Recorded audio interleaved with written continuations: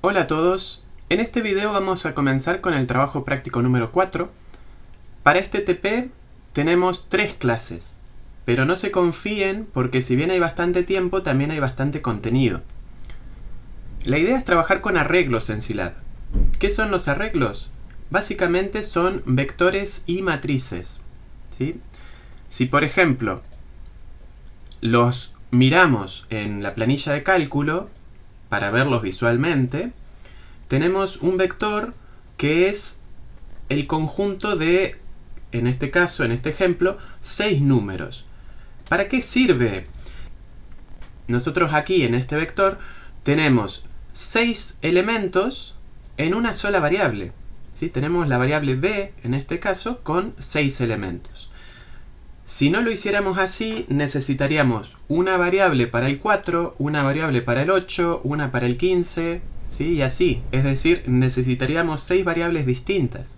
Y eso a veces no es práctico. Por una cuestión de que terminamos generando muchas variables. Y por otro lado, es que a veces no sabemos cuántas variables vamos a necesitar. Entonces, recurrimos al uso de vectores.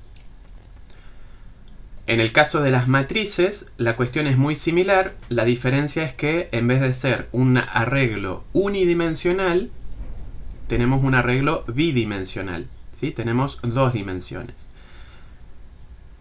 ¿Por qué se los llama arreglos? Básicamente porque son arreglos ordenados de datos, ¿sí? Arreglos ordenados de elementos. ¿Por qué arreglo ordenado? Porque cada elemento tiene una posición definida dentro del vector o dentro de la matriz. En este caso, el número 8 tiene la posición 2. El número 23 tiene la posición 5. ¿Sí? Estos números que nos indican la posición se los llama índices, ¿sí? Entonces, dentro del vector tenemos estos 6 elementos y podemos acceder a esos elementos a través de sus índices. Por ejemplo, si yo pongo solamente la letra b, me estoy refiriendo al vector entero en su conjunto. Ahora, si yo digo que del vector b tomo el elemento 3, me estoy refiriendo solamente a este elemento de aquí. ¿Sí? Me estoy refiriendo solamente al 15. De esta manera yo puedo obtener el número 15, que es el de la posición 3, o yo puedo modificar la posición 3 para ponerle otra cosa. Por ejemplo, 150. Esto obviamente lo van a ir haciendo en Scilab, ¿sí? Entonces de esa manera yo voy a modificar solamente esta posición y no el resto del vector. Algo similar ocurre con las matrices. Con las matrices, en este caso, tenemos 2 índices, porque tiene 2 dimensiones la matriz. Entonces, al momento de acceder, yo tengo que saber en qué fila estoy. Supongamos que queremos acceder a este 255, a este número de aquí. Entonces, yo tengo que saber que estoy en la fila 2 y en la columna 4. Entonces, yo voy a acceder a ese elemento indicándole los 2 índices, 2,4. Y de esa manera voy a obtener este valor, o lo puedo modificar con lo que yo quiera, ¿sí? 146, entonces lo que voy a estar haciendo es modificándolo, ¿sí? Bueno, acá este se me modificó porque lo puse como la suma de los anteriores, pero esto hubiese quedado igual. Esto para observar visualmente cómo se comportan los vectores y matrices. Luego, obviamente, nosotros lo vamos a trabajar con Scilab. Para ello, lo que tenemos es una serie de ejercicios, obviamente, que no conviene ir salteando demasiado. Este primer ejercicio, lo que tenemos son comandos que tenemos que ir probando en la consola, ¿sí? Probar las siguientes instrucciones en la consola de Scilab. Notar que algunas instrucciones dependen de lo ingresado anteriormente, ¿sí? Si se fijan, por ejemplo, acá, esta instrucción a U le asigna algo que depende de I, y la I la tenemos ingresada anteriormente. Entonces tenemos que seguir un poco el orden. Por ejemplo, Si vamos a la consola de Scilab, si ustedes se fijan, dentro del archivo PDF, ustedes pueden copiar y pegar las instrucciones, ¿sí? Control C, vienen a Scilab, pueden poner Control V. No me puso la X. No sé por qué no me puso la X. A ver de nuevo. No, no me puso la X. Bueno, la puedo poner yo a mano entonces.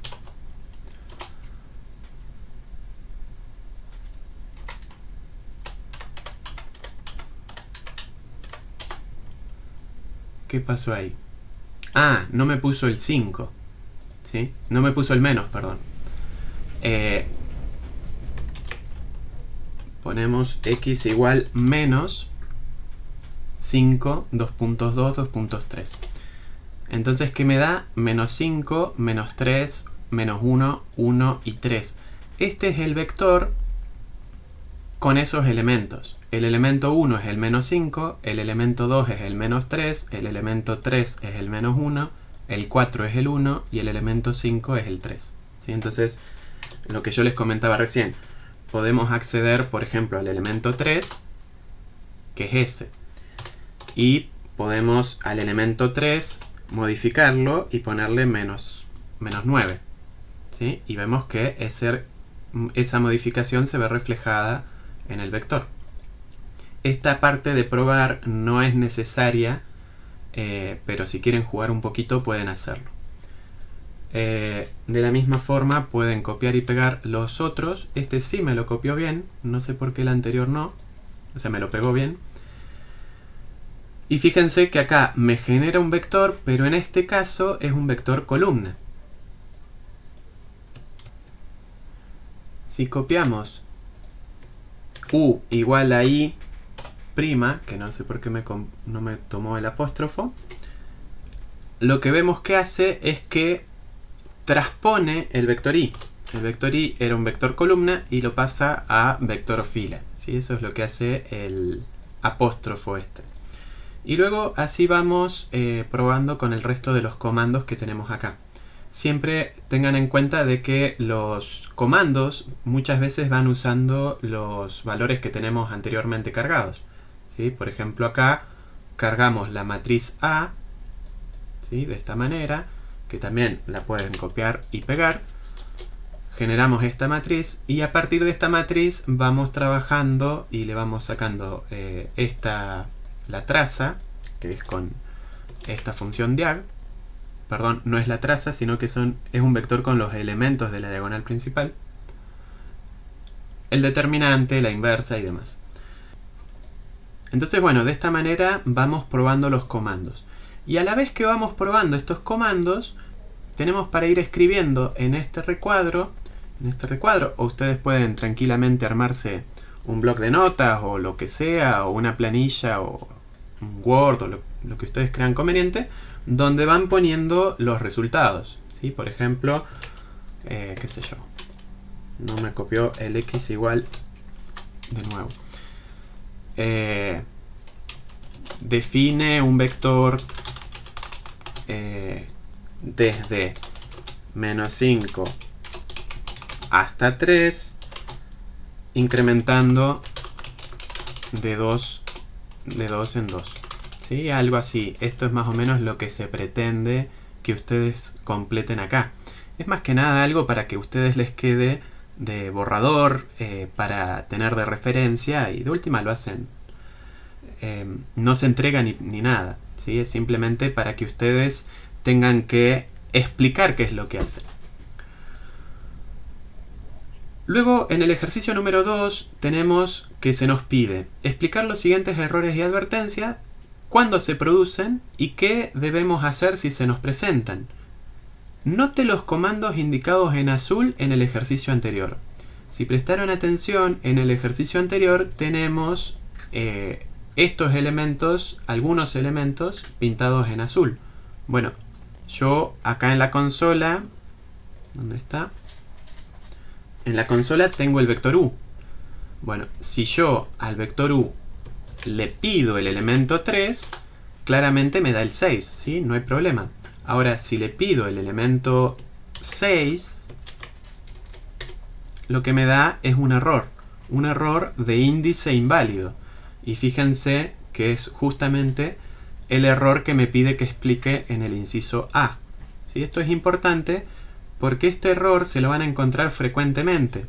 Después, cuando estén programando, esto que nosotros estamos haciendo en la consola, lo van a tener no en la consola, sino en el editor de Scilab, y se les van a presentar esos errores en la medida que hagan los programas.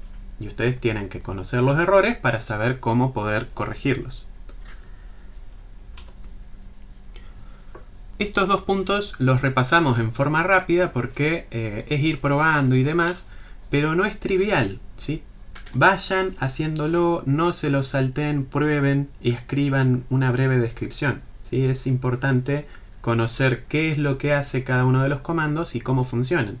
Y también, muy importante, conocer cuáles son los errores más frecuentes que se nos pueden presentar, que en general son de estos, ¿sí? Estos son algunos de los más comunes.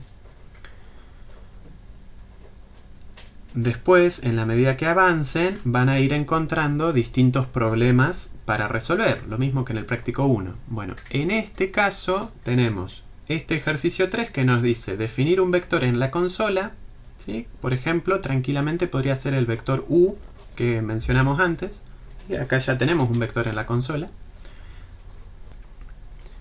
Realizar un programa que lo reciba como parámetro y lo recorra con un ciclo for para determinar lo que se pide en cada inciso.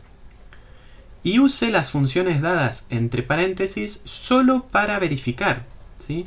Esta función sum la tenemos que usar solamente para verificar. Lo mismo con min o min. Solamente para verificar.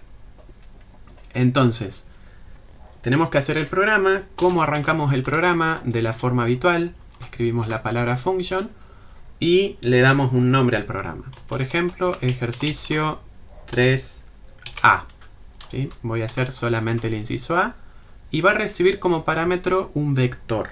Bueno, tenemos que recibir como parámetro un vector, o sea que va en paréntesis. Tenemos que hacer el recorrido para poder ir haciendo la suma. Si ustedes se acuerdan, la sumatoria la hacíamos como suma igual a suma más x, y todo esto dentro de un for que vaya con una i desde 1 hasta n, por ejemplo. Entonces vamos sumando n valores x. Bueno, ¿cuál es ese valor x? Dependiendo del caso, en el práctico 1 este valor x podía venir de un input, o podríamos estar sumando en vez de la x, sumando directamente la y, ¿sí?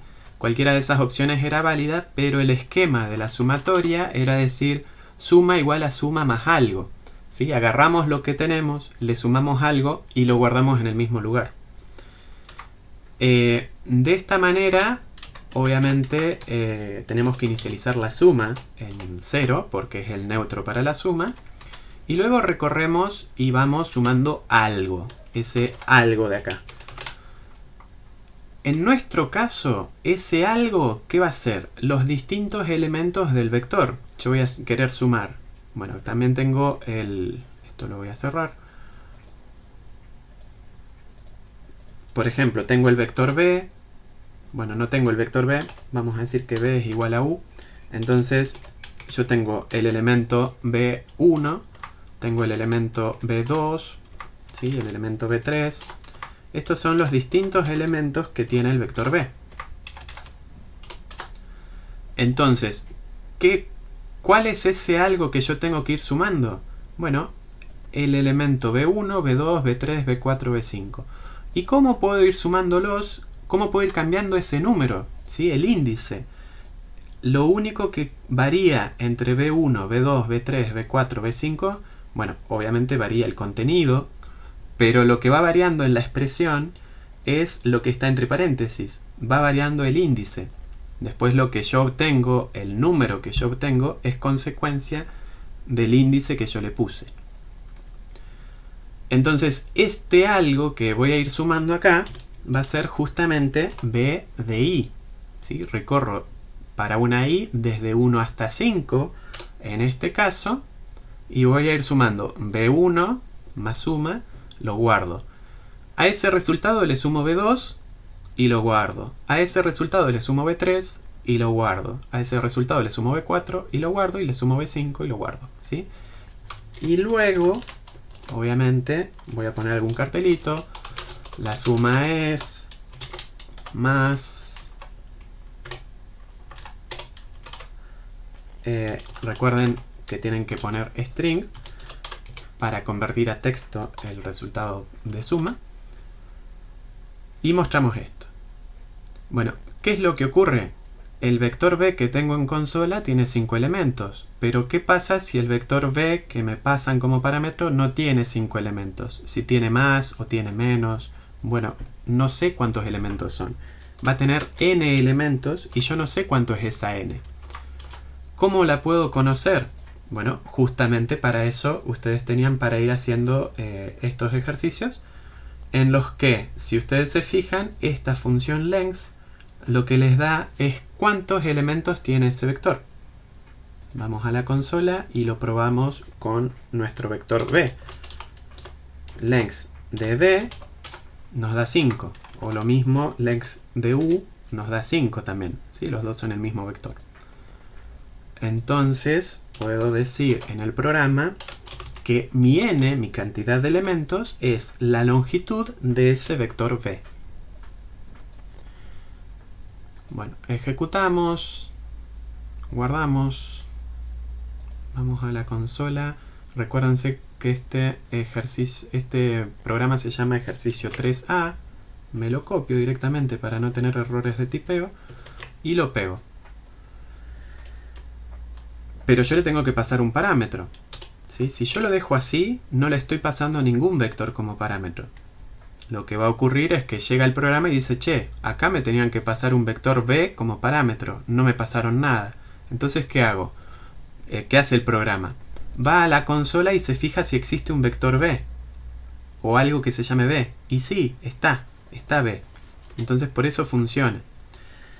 Pero en realidad yo lo que tengo que hacer es decirle qué es lo que le estoy dando. ¿Por qué? Porque yo puedo estar trabajando con el vector b, o con el vector u, o con el vector que yo quiera. Entonces yo le paso el vector que yo quiera.